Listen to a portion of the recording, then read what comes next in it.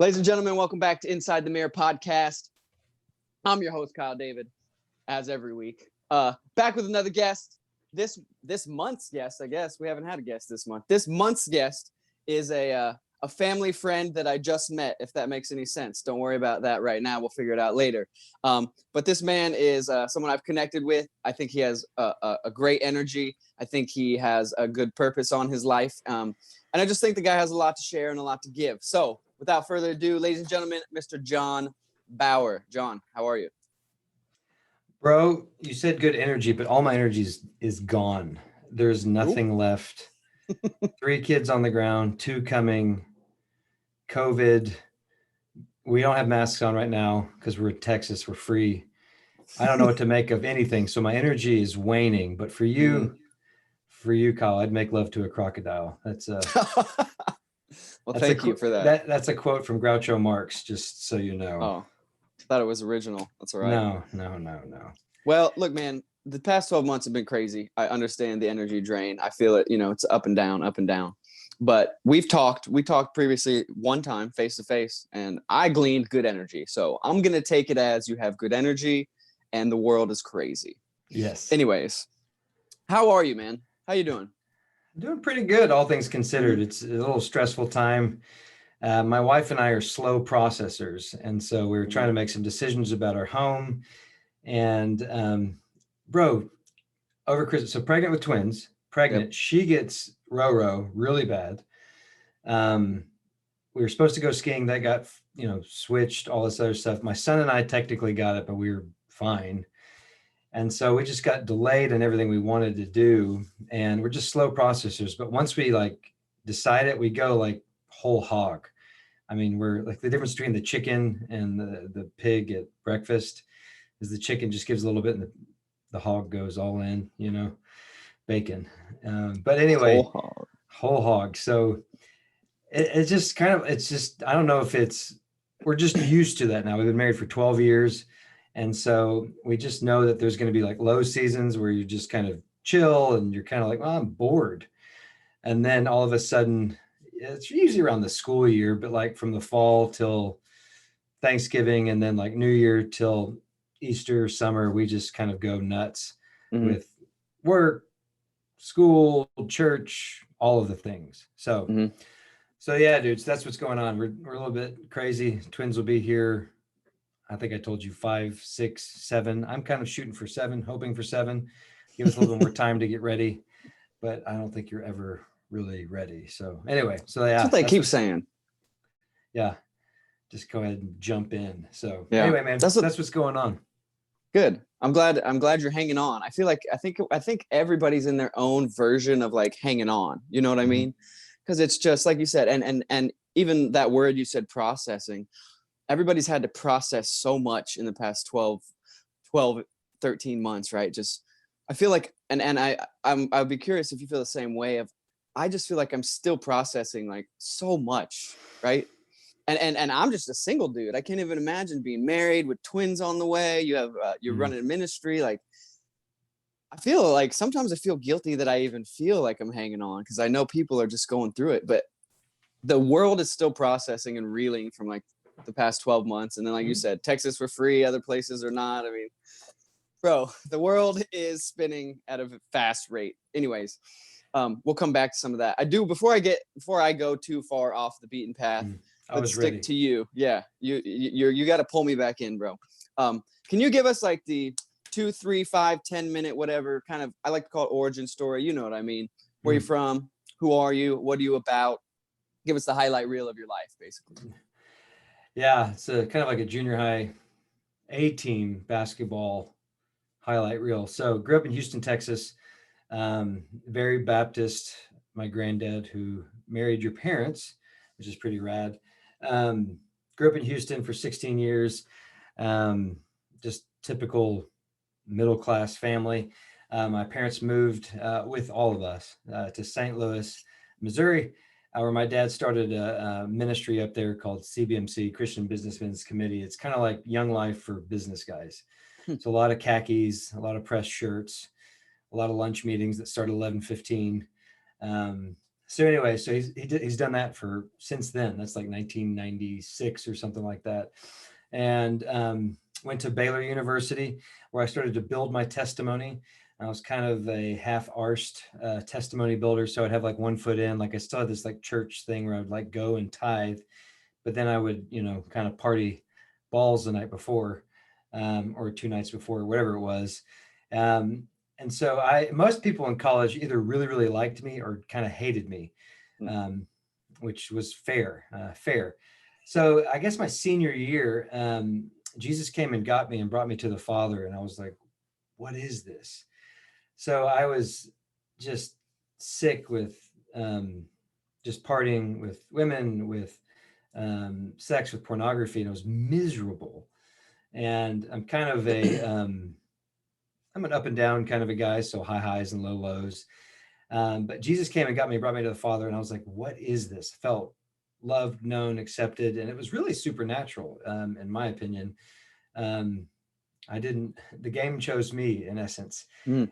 And so like straight away, like I was at this church, it was wonderful. I went to one of their life groups and I was like, this is lame. I don't understand any of it. So I just went and got a bunch of frat dudes that were equally as obtuse as I was. And anyway, man, we just started meeting, talking about Jesus. And in essence, that was my senior year. Long story short, that eventually became the ministry that I'm doing in Dallas, the church that we were a part of planting, still a part of now. So married my beautiful bride, Casey. My sister introduced us. And then I guess I moved to Dallas, ended up starting this Bible study with some of these guys that were there in college. And it just kind of grew organically. So it was more like Fight Club than a country club. I didn't have, anyway, it was just a little bit more rough around the edges, like yours truly. Mm. And during that time, Casey and I started dating, got married. And yeah, when we got married, we were trying to go to a church. I didn't know you were a cat guy, but that's okay. I won't judge you. It's a judgment-free zone. Long story. We could tell later. So, dude, we're going to what was then called Mercy Place, but it's now Antioch, Dallas. And a dear friend of mine, Jordan Ogden, was in essence replanting the church. He's kind of restarting it. And I was like, dude, come and disciple me. And he's like, well, why don't you come and serve? And I was like, no, that's dumb. I'm doing all of these things. I was working full-time. Ministry was my hobby. Just recently married. Like we had like men's groups and women's groups. We had worship nights. We went all over the world. We went to Thailand and Lebanon and El Salvador and Haiti. All of these places we served people in Dallas. And so I realized I was really being dishonoring of this guy, Jordan. So I repented. I wasn't even honoring my wife to like even like have her consider like what should we do as a family, because I'm the Lone Ranger, John Wayne Christian. So anyway, so we prayed. I fasted a little bit, told some buddies about it. And dude, as like one of the clearest things I think I've ever heard from the Lord, wasn't an audible voice. It was kind of a thought I really wasn't thinking about. And it just came to my mind. I was like, hey, go serve Jordan, because you're eventually going to plant a church in Dallas with the men you've been walking with, the men and women you've been walking with. So this was like I was 28, 29, ended up, Jordan was all about that. He's the one, he's like, you're a church planter. I was like, what's a church planter? I'd been to a church planting school, still kind of missed that whole thing. And then, yeah, we announced the church at 30 and then launched it at 31. And I'm now a man, I'm 40. So I've been doing it for nine years, I guess. But if you want to say, really started when I was 22, 23, 24, 25. The other thing that's really key just to knowing me and then my wife is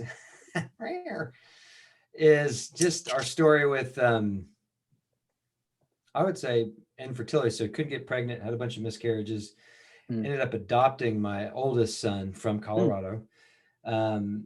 Did foster care. We had 10 foster kids in 10 months. The CPS workers would just text my wife and she would say yes, and I would come home and there'd be a new kid, which was just insane. Then we get pregnant. My wife, after that, it was just terrible though. He was really early. He was 2 pounds, 8 ounces, 2 pounds, 10 ounces in the NICU for so long, had wimpy white boy disorder. because white males can't breathe as good as other ones. So black female, Anglo female, white female, whatever, Hispanic, they can all breathe better than white dudes coming out of the womb. It's called wimpy white. Look it up, Google it, Really? or use Bing, whatever is your thing. It's fine. That's crazy. So anyway, after that, my wife really had a physiological, emotional breakdown. I thought I'd lost my wife. She was working so hard to go to the NICU, take care of him. And I was like, it was so bad. I'd never seen anything like this. I was like, as is like she gonna fall off kind of a cliff, like mentally. By God's good grace, my mom and dad were moving to Dallas to start his ministry here. And so she was able to watch the boys so I could kind of work and do other stuff. And Casey went to the Meyer Clinic. This episode is sponsored by the Meyer Clinic in Richardson. Huge fan of mental health. They got her squared, got her going. And then, so she got back on her feet, was doing okay. Found out we were pregnant again, quite by accident. Apparently that thing can happen. That really started, like, all of this stuff, the foster care, all the ministry started to take its toll on me, which led to, really the birth of my third son. The elders of our church came and said, bro, you're burnt out. You need to take a break. And it was a little bit more intense than that, because I can only hear messages that are like loud. There's this book by Philip Yancey called Pain is the Gift That Nobody Wants. And he basically tells a story where he was in India at a leprosy colony, and he watched a guy run till his foot broke off, and he was running on his nub, and like the nurses and the workers were chastising this guy. He was so happy he was like first in line. And it was the point was like, pain helps us tell us that there's something wrong we need to pay attention to. So these are like my dearest friends. We're still connected, still go to church, all this other stuff. But they basically were like, dude, there's something off and you need to step down, and we don't know if the Lord is going to have you come back. And they weren't even blaming Jesus. Like those people that are like, hey, it's not you. It's Jesus told me we shouldn't date. They weren't doing any of that bull crap. Yeah. They're like, they basically like, dude, there's something wrong. You're not walking in identity. I'm kind of like summarizing it. And they just said, you need to sit this one out. And we don't know if you should come back. I don't know if you want to come back. We want you to come back. We don't know if we want you to come back. It was intense. Right. So it was really tough.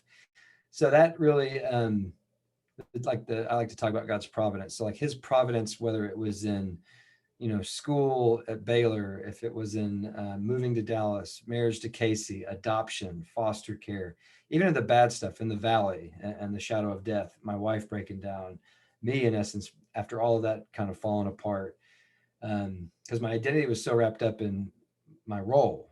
If I'm not the pastor, the founder, who am I? So anyway, I ended up 6 months later, coming back to the church and had a lot of peace. It kind of killed our church. I mean, it's just really tough. We had some really great organic moments of growth, and I failed in a lot of ways, spiritually, emotionally, and leadership. And a lot of people are uncomfortable with that. Like, even it was like, I failed, therefore I'm a failure, and like, you didn't fail, and I was like, well, I think Jesus leads people through their failures. And and anyway, I could go on that riff for forever, so I'll just be quiet. But I really failed. I failed my family. And that was like the gut level check. It was like, if I kept this up, I like to think of Carl Jung and how he talks about the shadow. He says the shadow is that part of a human that if you let it, it will build hell on earth. And for Christians, the Christian language, it's like, yeah, that's sin. But it's I don't know, it's N.T. Wright, who I love, which anyway. You mentioned him when we talked before. Yeah, N.T. Wright says that each generation, it's kind of like manna. You have to do a fresh reading. You can't just go off of what your dad said or my dad said or your pastor or my pastor. You have to like own it for yourself. You have to see, like, one of the greatest things my dad ever said is he looked at me at like 18, 20. He's like, you need to go out and figure out if your God, my God is your God. You need to like own it, right? And so thus the Budweiser, and it was more like Natty Light and all that other stuff that's going on. And so, yeah, going back to the shadow, I realized that if I left to my own devices, I would build hell on earth for my family and forget the church. I mean, like Jesus is more committed to the church than I am, but my family, like you know, there's one famous pastor right now, his son is kind of like getting blown up because he's like complete opposite of his dad. He's F-bombing everything and, kind of deconstructing his faith really publicly. And, I want my sons, I really don't give a rip. And my twins that are coming, I don't care if they're in ministry or not. I just want them to live. And that was kind of like looking at the totality of my shadow and my depravity. I was like, I don't care if I'm a pastor or not. I don't care what it is. I just want to live and live well. Like that's it. That's that's been kind of my MO. So there you go. That was, I didn't mean to talk that much, but I did. This is the whole point of this thing is that we talk. It's a well, podcast, I talked, bro. I know, Doc, but you didn't talk as much there. So anyway, because that's my turn to listen. That's me. I got it. I want to ask you several things. First of all, you were talking about how you literally said Jesus came and brought me to the Father. Mm-hmm. Can you deconstruct that and explain like what happened there? Because that's very vague. Like, give us the details. Like, where were you at? What happened? What was your mind? You know what I'm saying? Like, how did this play out? C.S. Lewis. I'm forgetting the name of the author of this other book, but he was writing letters with this other author. It's called Severe Mercy, A Severe Mercy. It's such a good book. Anyway, C.S. Lewis is writing back to this couple. They record the letters from C.S. Lewis and I forget his name right now. Forgive me. But C.S. Lewis said, because they were like coming to faith. They're like, is Jesus really real? Is he really the Son of God? And C.S. Lewis said, methinks you're in the nets of the Holy Spirit and you won't escape. And so it was like this kind of wooing of the Lord, like the Holy Spirit kind of wooing me and bringing me back. Like I'd be drunk in a bar making fun of charismatic preachers, and then somebody would ask me like a theological question and I would kind of like talk to them about it, and I would say, this is who God really is, but what I mean by that is we can't deconstruct the divine, like the otherness of God. Like, I think so. There wasn't like a specific like incident where you're like, I was in jail and I came to the end of myself and God snatched me. It was a gradual. I'll tell you this. It was the summer before my senior year, and I was so sick of just kind of the anxiety I had, sick of the pornography. I was sick of what it felt like to be hungover, hook up, all of that stuff. So I confessed to the one roommate that was the complete opposite of me, like short shorts before they were cool, super nerdy, from growing up private school to private school Baylor. And I was like, dude, I'm straight up addicted to porn. I'm miserable. I don't know if Jesus is real. All this stuff. I'm like, I don't know what's going on. I don't know who I am.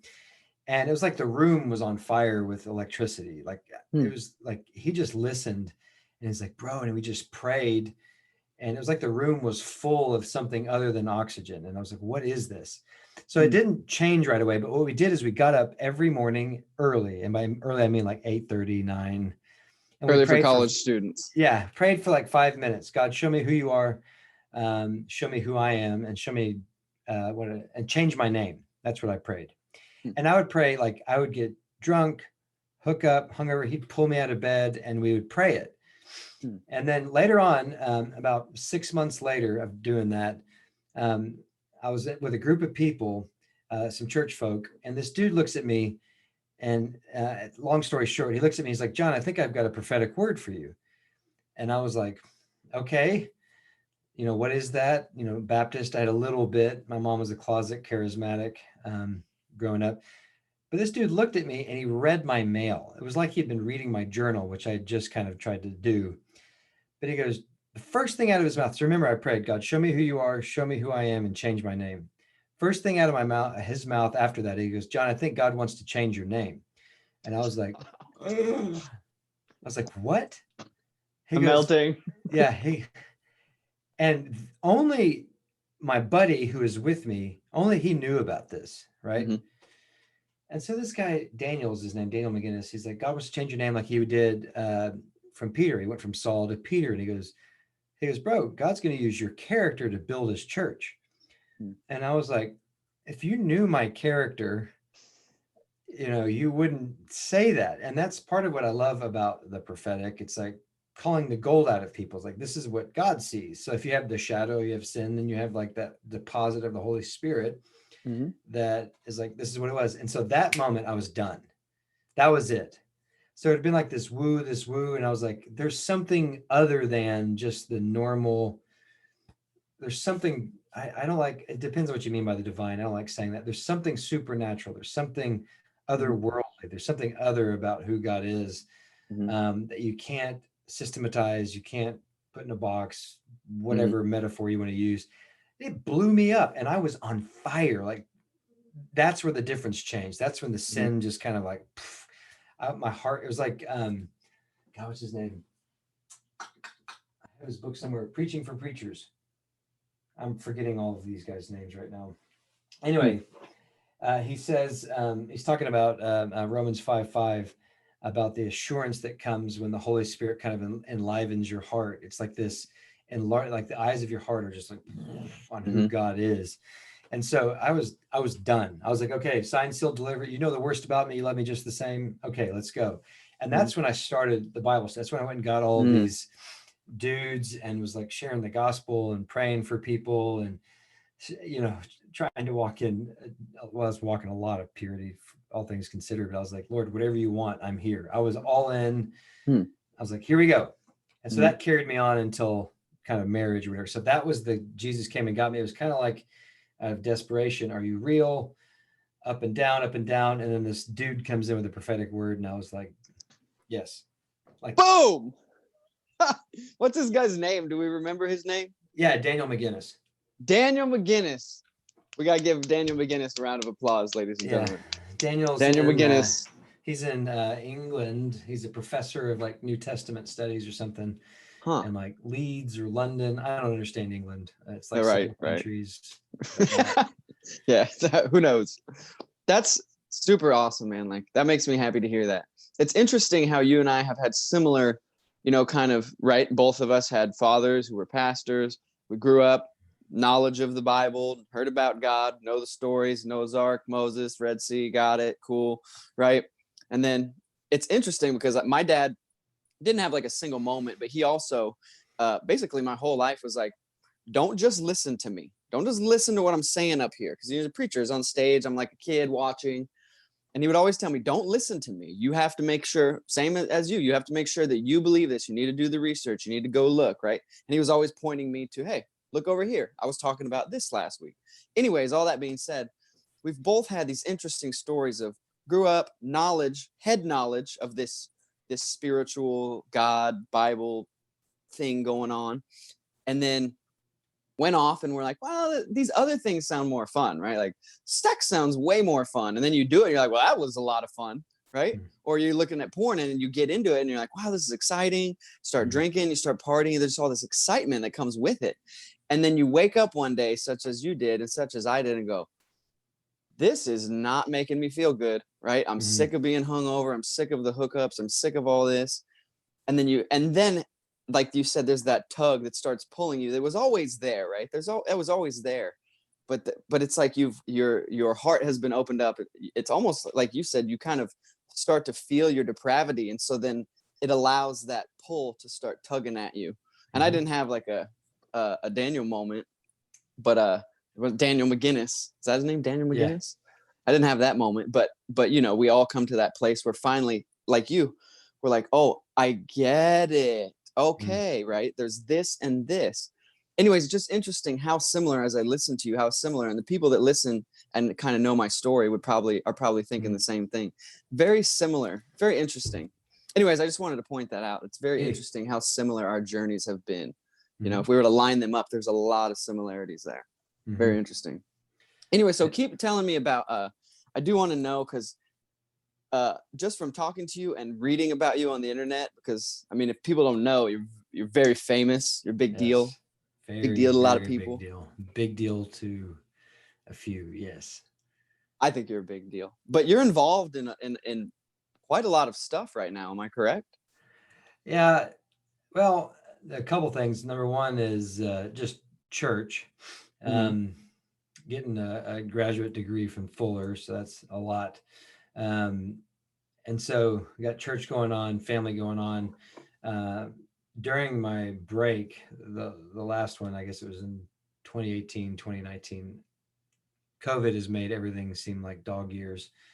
But during the last one, coming out of it, Casey and I were like, I was like, I don't know what we're going to do next. I said this.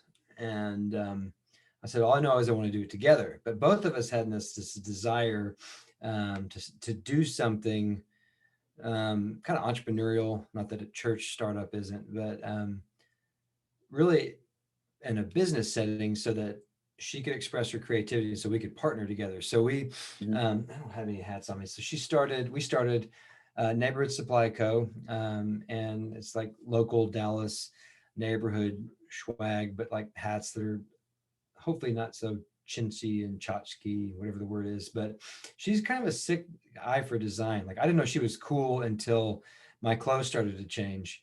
Um, and like I honestly, she like had a lip ring when we first met, and like she was just way cooler than me, just Mm-hmm. whatever. So we started the business, and that was Felix was born 2018. It was like 2019, that spring, summer. Mm-hmm. And out of that, I started it's like just basically some consulting, basically pastoring people in the business world, more or less. So I do that occasionally. I've got one or two clients right now, nothing big, but just something to help with the family. And it's like, it's good at it. I like it. Mm-hmm. So I do that. And then what else do we do? Other than having lots of children? What about loving all peoples? You're involved in that in some capacity, right? No, Kyle, Kyle, if you're listening, I love you. We talked on Monday, Mm-hmm. but no. We just are more relationally connected. I've got Oh, okay. the what you and I talked about last time. There's a group called the Anchored Collective. It's kind of like an organic group of pastors that are just here in East Dallas, even like from Garland. Sometimes we count Oak Cliff, like different guys will come up from there. But it's freaking legit. We're meeting next week. Try to be anchored in our community, anchored to Christ, and anchored to one another. Mm-hmm. So we don't talk a ton of shop, but we do have those kind of like, well, how do you handle this situation type moments? But really, it's all about the heart. It's like, man, are you living? Like, how's it going? What's going on? And we do Mm-hmm. lots of like contemplative practices. We'll like pray for the city, pray for one another, and just fellowship. And then we connect outside of that as well. Um, so yeah, that's, I think that maybe what you're thinking, but Cal and I are friends, and we were actually just talking Mm-hmm. about what God's doing with them and what he's doing with our group of people too. So who knows what we'll do, if we'll do some more partnerships in an official capacity. So Mm-hmm. yeah, dude. That's great, man. I love. Okay, I love the hats, man. I went on the IG after we talked last time, and I liked all the pictures, and I commented and hearted all kinds of stuff. So hopefully you got some sales. You probably got one. Yeah, I got did. one sale. Yo, you saw it come in. Oh, we did. We got some. Yeah, it's been They're pretty great sweet, hats, dude. man. It's a super cool little business, man. Like it really is. Yeah, dreams long term. You're gonna get her us something that's kind of like community facing, brick and mortar. Mm-hmm. I love the tagline. I actually, she came up with all the designs. I don't Mm-hmm. think I've invented anything, but I like can sell it. So whether it's a podcast, I could sell. I'm a salesman, Mm-hmm. pretty good. Anyway, so we came up with this tagline, "Love Thy Neighborhood," because Mm-hmm. like the hats and everything else is kind of based around like it's Lake Highlands, Yeah, there's like the Oak Cliff Garland. Yeah, hats, right? yeah, they're pretty dope. Super cool. Um, but that idea of love your neighborhood is kind of like, for me, obviously, great commission, great Mm-hmm. commandment, love God, love people. But Jeremiah 29:7, just Jesus GQ, the Bible verse shout out. But he says, work for the good of the city Mm-hmm. to which God has sent you. They're in exile. But he's like, look, plant homes, or plant gardens, build homes, live here, work for the goodie to which I've sent you, even though they're in exile. Mhm. And so, yeah, I think it's like rad, because like the whole idea of it is that the conversations I've been able to have delivering the hats, I get to tell our story. Cause like even before we were live recording, you were talking about the story of your, the couple with your dad. And Mhm. like stories are what get people's attention. You know what I mean? And so anyway, just getting to share our story and get to hear their story. I mean, I got to um, hear a little bit from a dude like 3 or 4 days ago, just in the hat delivery stuff, and it was awesome. And just getting to hear a story where he's at. Didn't talk about Jesus in that moment, but I'm like, dude, Mhm. thanks. This is like, wow, that's so much. Holy Mhm. cow, way to go. Mhm. So anyway, man, I'm so proud of her. I could spit nickels. I don't know if that's a good. Mhm. I'm so proud of That's her. gonna So hit. That's gonna hit a percentage of the audience for yeah, sure. percent. Yo, so like as far as like the business goes, I think that's dope. Are you guys trying to grow that? Are you trying to like, or is that just something you're like, hey, we like doing this, or is that something where you're like, hey, we want to take this thing big? I'm just curious. Oh, I love strength finders. I have belief, so Mm-hmm. it's like this weird superpower that you're like, this is going to be great. Mm-hmm. And so I think she's kind of like, this lady named Joanna Gaines. I'm like, you're that creative, whatever. Yeah. Right. So yes, we do. It's more for us about like what chapter are we in, like what's going Mm. on. And so I'd mentioned this before, but like going into this year with COVID, trying to figure everything out. We got these twins coming. You're like, which comes first? And so for us, it's really about preparing our home. And then, like I said, it takes us so long to process. So we are like dialoguing about it. Like, what do you want to do? Do you want to try and get an investor? What do you want to do with this? How do you Mm-hmm. want to grow it? How do you want to scale it? Mm-hmm. Because there's not a lot of margin in making hats, I but can assume. yeah.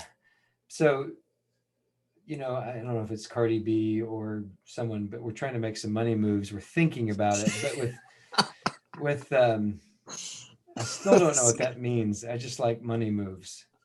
I think Um, you might be the first person that's quoted Cardi B on here. That's is that amazing. Cardi B or is that I don't know. I'm sure it is. She can't stop talking about money, so trainer? I don't know. I'm Anyway, sure so it's. we're like, we want to, it's just more like, when is it appropriate? So Oh, okay. one of the things that Pete Scazzaro says, and everyone should read this book, Mostly Healthy Spirituality, talks about embracing your limits. Mm-hmm. And that's what I didn't do. That's kind of why I burned out. Mm-hmm. And so like you look at all these different things that we've got going on. It's like, well, Lord, where are you moving?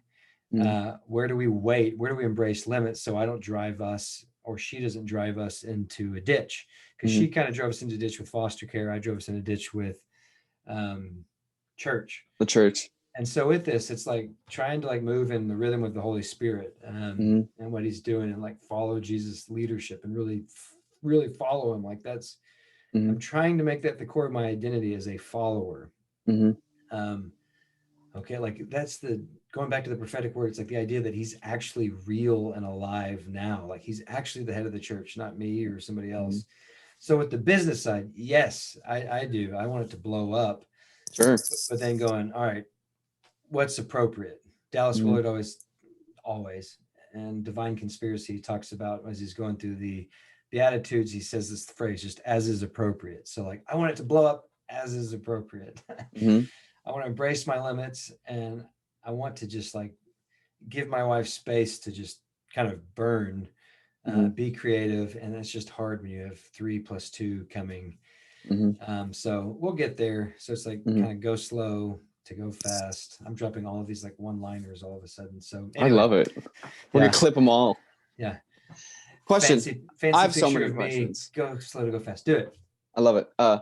So as I listen to you again, I just hear more and more similarities. Like, so I'm gonna ask a selfish question because I'm somebody. You said earlier you're a person of high highs and low lows, and I am also of that makeup. I guess that you would say my father's of that makeup. What is it, genetic? I don't know. Do you replicate what you see? I don't know. Some of it's internal. God made us all different. Anyways, you are someone that, and I am someone that is of high highs, low lows. Burn it at both ends, baby. Go 110, pedal to the metal. We're gonna grow this business, right? Like we're gonna grow this business. We're gonna grow this church. We are just going balls to the wall burn out, baby, with the highs and the lows while you're going crazy. How have you learned? My selfish question is for myself and hopefully someone listening, but really for myself. How have you learned to what was it? What was that saying you says? As what was it? As is appropriate. As is appropriate, right? Because that's basically, like you said, that's following. Is instead of me leading and I'm going to make this business big and I'm going to grow this church, right? We're supposed to follow and be in step with Christ, right? How have you learned to do that? Or how are you, like, what are the tactics, bro? I'm lost. Like, I burn the stick at both ends. I get burnt out like all the time. Then I revive myself somehow. And then then I'm depressed about something. And then I'm ecstatic because I'm doing this. Like, I'm just all over the place. So that's my selfish question is like, what tactics are you using? Are there verses that you go to that you think speaks to that? Like, help me. Well, the first thing is you got to die. Oh. Yeah, Jesus says, he says, what does he say, Lord? I'm trying to find a quote, which I shouldn't do. But he's like, are you tired, worn out, tired from the religious row? Well, come after me. I'm gentle and lowly. I'll teach you how to live. And so it's in dying that we actually live, it's coming to him and choosing life. So I think the death process that I went through at 39, 38, I lost, like, I was so upside down. I didn't know who the hell I was. I didn't know my head from a hole in the ground. Because if I wasn't the lead pastor, then who was I? I wasn't good enough. I was a failure. It was completely jacked. So the pain helped. And part of that, in that process, there was like being emotional, using emotion, whatever personality test you have. I have powerful emotion, disc test, Berkman, whatever. I can dominate people, specifically my family. And then on the opposite side, of the insecurity and shame hits, where you're less than a person, there's something wrong with you, and you spiral down. I sat there, and my wife, I looked her in the eye, I was like, I can't, I'm so like, I mean, it was effed up, insecure, neurotic, and emotional. That's what fine means. It was jacked, bro. And I was like, I can't, I'm so anxious, or whatever it was. I can't choose. And she's like, she looked at me and she's like, hey, husband, I need you to try to choose. And so for me and for my wife, like Deuteronomy 30, where he's sitting there and he's like, says to the people, they're renewing their covenant. He's like, look, I've set before you life or death, blessings or curses. Choose life that you will live. And it's like, no matter what's gone down, our ability to choose has not changed.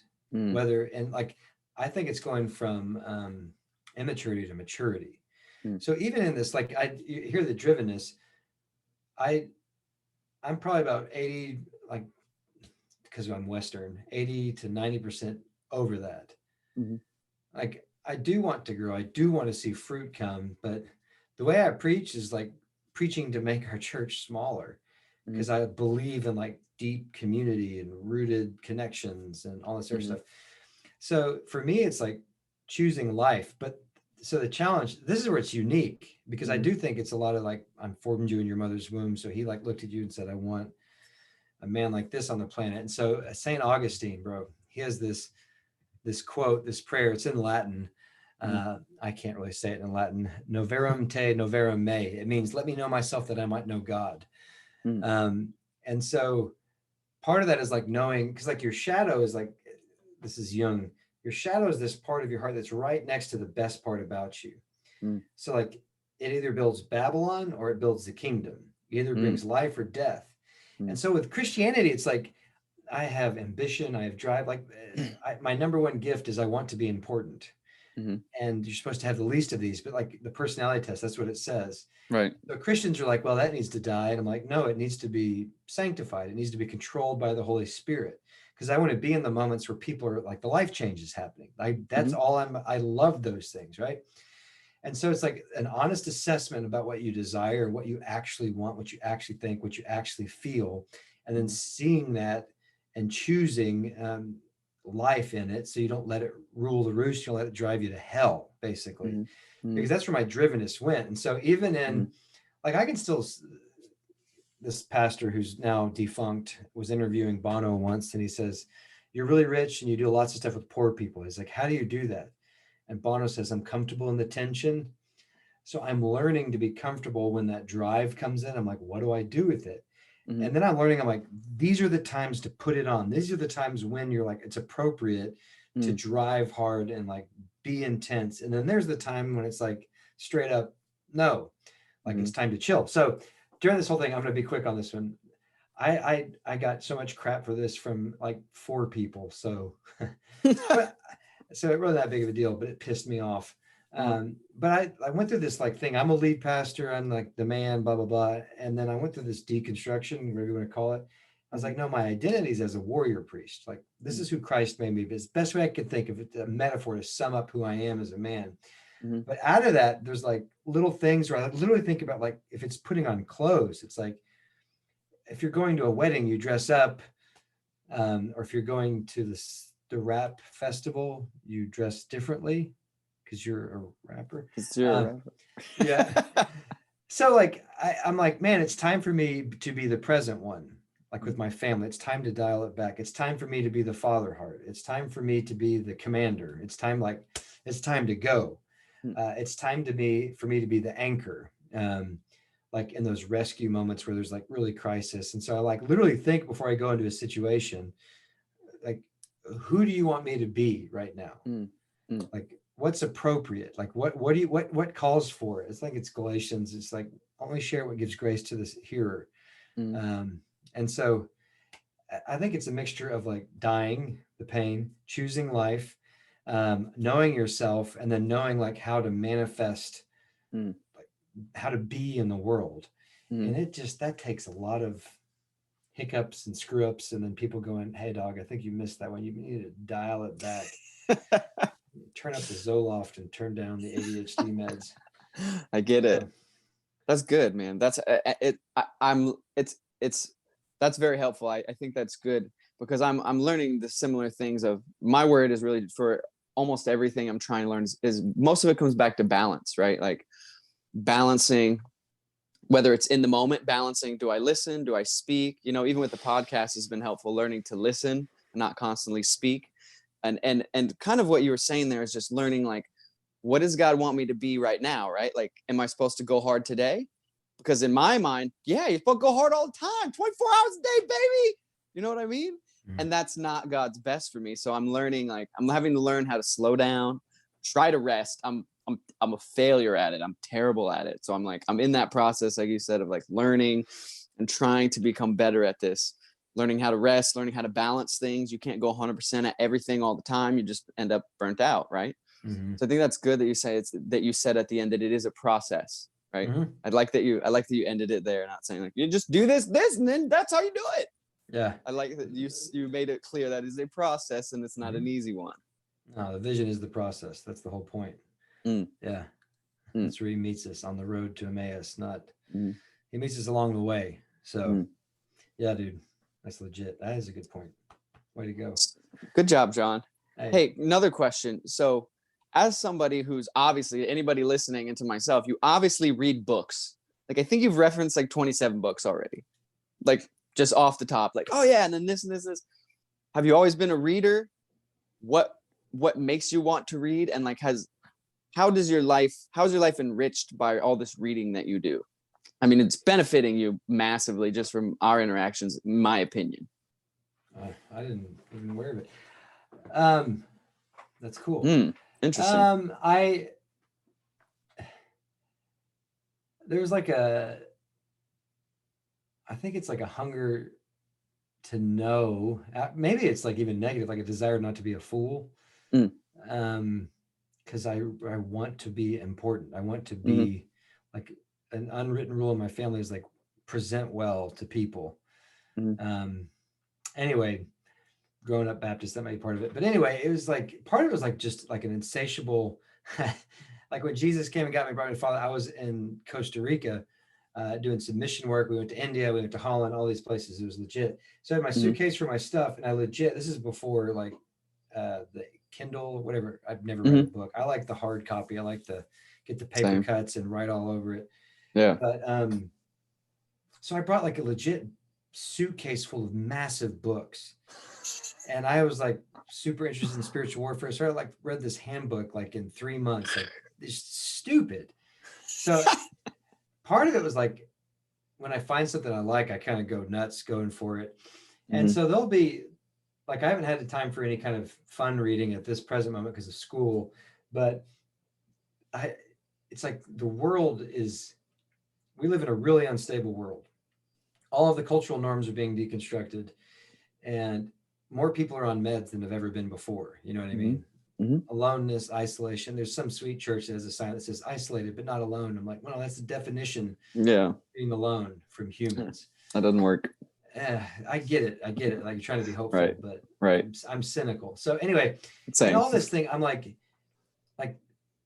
the constant barrage of information that is coming at us all of the time, to like slow down and think, it's hard work. Henry Ford, it's thinking is hard work. That's why no one does it. And anyway, I like new things that make me uncomfortable, even though I don't like being uncomfortable.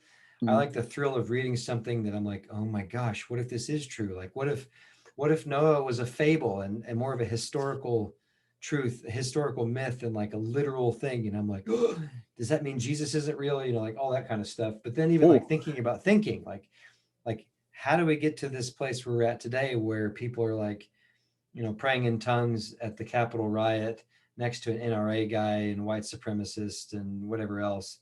Yeah, like how do we get to this? How do we get to this place? So I like thinking about that because it has real world application. For me, it's like the legwork so that I can do the living work, and so I can actually have something to offer to people, because everyone can listen to 87 podcasts and 37 pastors and worship things and this train of thought, that train of thought, and so to me, it like enhances my ability to lead, to impact. Somebody said leaders are readers. I can't believe I just said that. Yeah, I've been told that. I think that's probably true, but it's super accurate, just corny. Yeah, it's just corny. It's a corny way to say it. On a side note, I like to read lots of John Grisham novels because they're easy and I can check out emotionally. John Grisham's good. Anyway, but yeah, dude, I think that's why I feel like it. I like to think, I like to be challenged, and I feel like it adds value for what I want out of life. Not even like my role, but like what I want is to be impactful to people. I want to bring something to the table, and I straight up don't want to look like a jack wagon. Yeah, you know what I mean. So I've never thought about that. That was good. That was a little that's interesting moment. Yeah, right. I've noticed shame that in there, a little ambition, little good holy ambition. So yeah, I've noticed it. Well, we've talked twice now face to face, and I've noticed that each time you've like, hey, this author was talking about this, and he said this about this, and like you're just like. That's funny that you don't notice that. You're just spitting like, this guy said this and this guy said this. C.S. Lewis said this. You should read this over here. And I literally want to read after this. I want to read more just from talking to you. And I love reading. I'm not good at it, but I'm encouraged in my inner man. That's cool. It should be. Thank you. I needed that. It's interesting because I've tried to get back into reading since about 12 months ago when we all got locked in. And I've done a poor job. I read one book. I read David Goggins' Can't Hurt Me. Super dope book. If you're okay with cussing, super motivating. But and the Bible, try to read that every day. But our interactions, just the two interactions, have made me want to read more books. So I'll just leave there. I want to read more books because of you. You do Eugene Peterson. You should do Run with the Horses or Eugene Peterson. I'll think about it later. Yeah, or text me. I'll text you the other one. I know Eugene Peterson. I got that. Boom. That's dope, man. Thanks for that. That's good. I enjoy talking to people that want to know more, do more, be more. That's that's the last one. I was like, is there another more? No more, do more, be more. Let's go with that. I love talking to people like that, and it's encouraging to talk to you. And I hope people listening are encouraged because it's obvious that you want more. Am I correct in that? Like you want more out of life. You're not okay with just the status quo of like, we're just going to live, we're going to have a couple kids, got some twins, got a truck, maybe get a dog, maybe sell a couple hats, and then kind of just fade into the blackness and die and retire. I'm not here for a dog. I'm not about that life. Fair enough. Not yet. Yeah, I don't know if I would push back. I would question. It's like, what do you mean?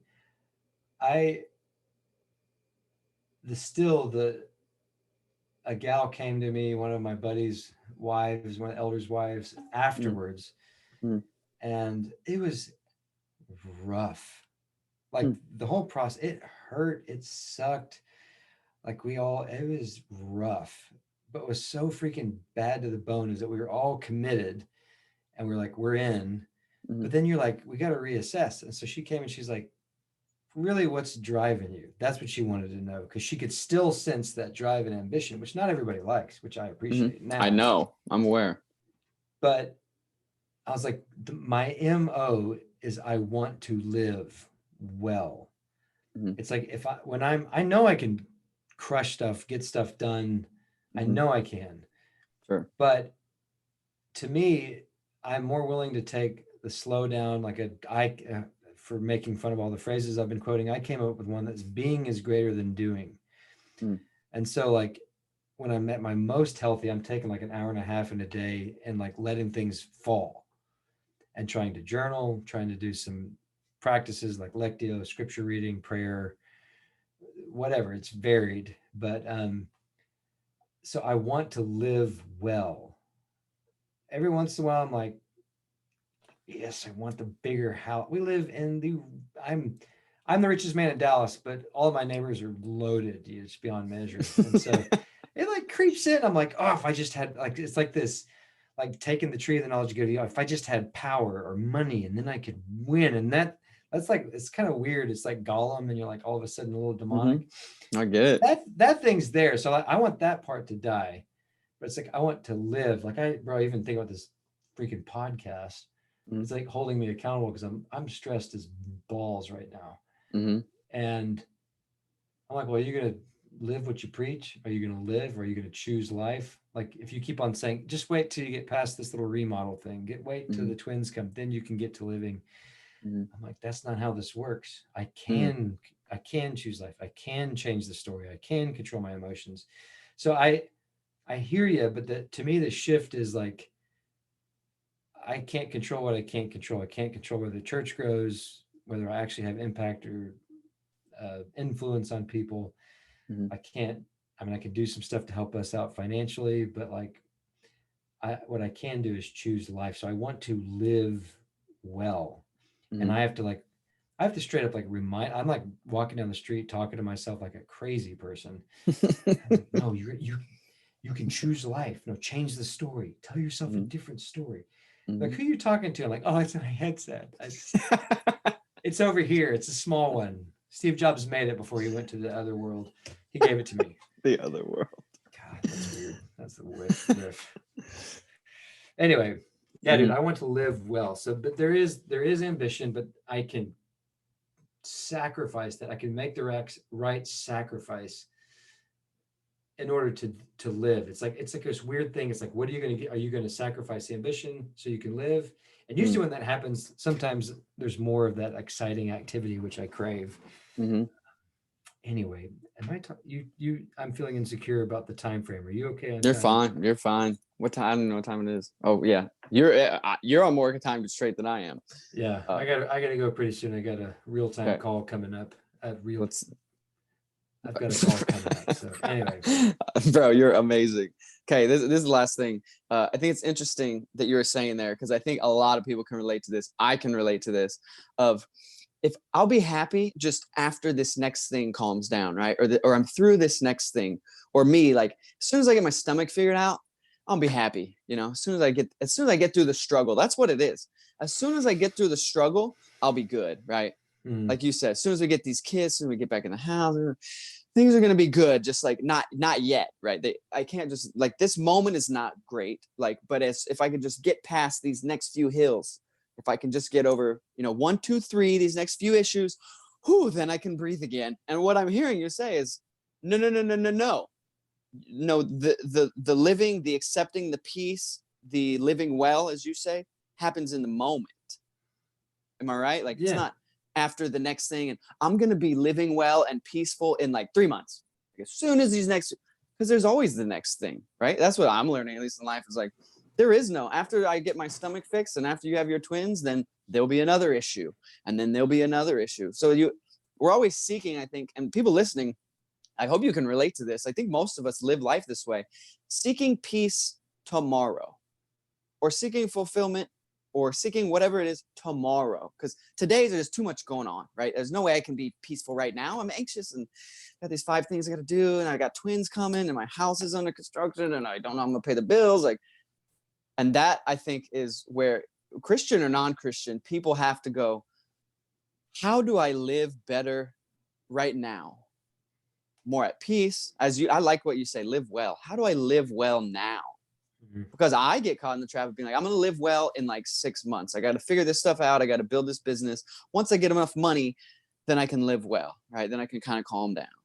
And what you're saying is, no, it happens like in the moment. You'll be dead. Yeah. Right. You'll either literally be dead, or you'll have built hell on earth, or no, that's stupid. And it's if you do that, then you're like me. So I'm equally as stupid. So, but